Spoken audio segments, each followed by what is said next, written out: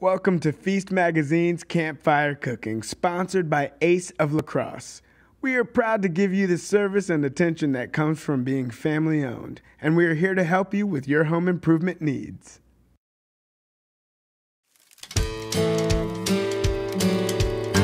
Hey everybody, it's Cat, and I thought that today I would show you how to make an incredibly easy camping-friendly shrimp boil, which is also perfect for your backyard fire pit. And this could quite literally not be any easier. There's almost zero prep. I am going to show you how to make the boil spice sachet, but if you don't even want to bother to do that, you can find one very easily in your grocery store. So I'm going to put all of this together, and then we're going to head out to my backyard and cook it up in my cast iron pot.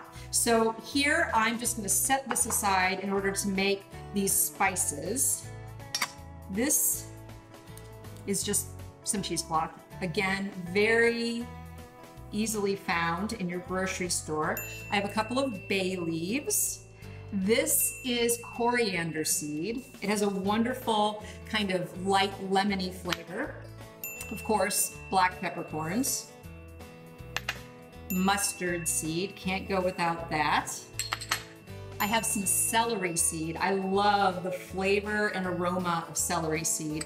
It's really kind of unexpected. A little bit of dill. All of these are dried, but if you had your hands on some fresh dill, for example, you could use that. I have allspice and also some crushed red pepper. And then the salt, I'm just gonna put into the water by itself. So all I'm gonna do is wrap this guy up with some kitchen twine. That's how easy this is. Okay. There's my sachet, done. Took about a minute and a half. So I'm gonna do the majority of the rest of my, prepping out by the fire. So all I'm gonna do now is quarter my lemon. So I just need 2 quarters. I'm also going to quarter this very small onion.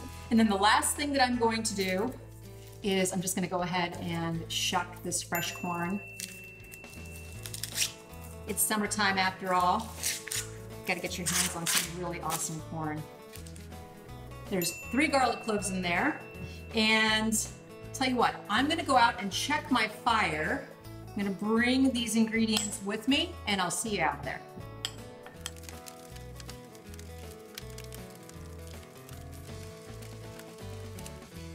Obviously, the best part of campfire cooking is actually playing with fire and building your campfire. And for something like this, when you're trying to achieve a fast, high boil on a hanging pot, you want to make sure that you have flames, not just coals. We're going to have some other videos where you're cooking on coals, but here you want those flames to be touching the bottom of the pot, and so you want a nice fast fire.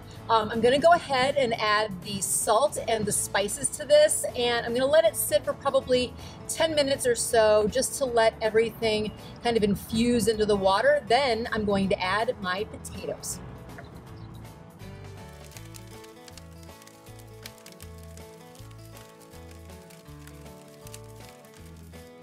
So I added a log to the fire. I need to make sure that we stay at a boil. So if you are camping, obviously someone's gonna have to keep their eye on this while everybody else is hanging out and having fun. I'm gonna go ahead and add in my onion, as well as my garlic. I'm using these really, really cute little baby potatoes. You can use new potatoes, you can use Yukon Gold potatoes that are cut up. Really, as long as it's the kind of potato that's waxy or creamy and doesn't fall apart, you're gonna be fine. So we have ourselves a good boil going, and now it's time to add in the corn and the sausage and the shrimp.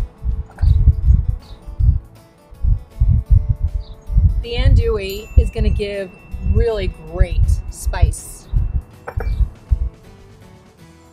And of course, it's wonderful summer corn. Yum. And then I'm using shrimp that have been deveined and they've had their heads removed, but they still have their little jackets. And that's because you want to be able to just throw this entire dish on newspaper on a picnic table and just everybody dig in and start peeling the shrimp apart. So I'm gonna dump these guys into the water, and in just a couple of minutes, we're gonna be ready to eat.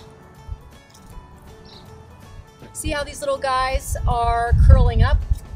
That's how you know that they are done. You don't want them to curl too tightly, then they're overcooked. So I'm gonna go ahead, this fire's hot. I'm gonna go ahead and get this guy off of the fire and I'm gonna serve it up.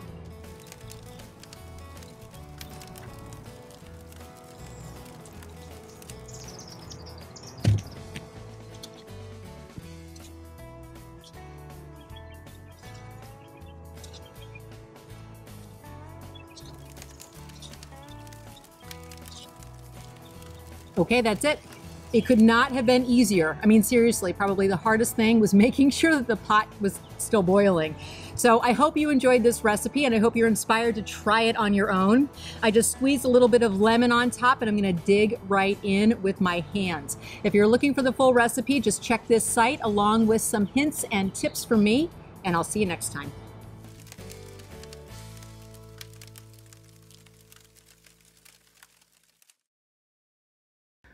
Enjoy a complimentary bag of Traeger pellets with your Traeger grill purchase.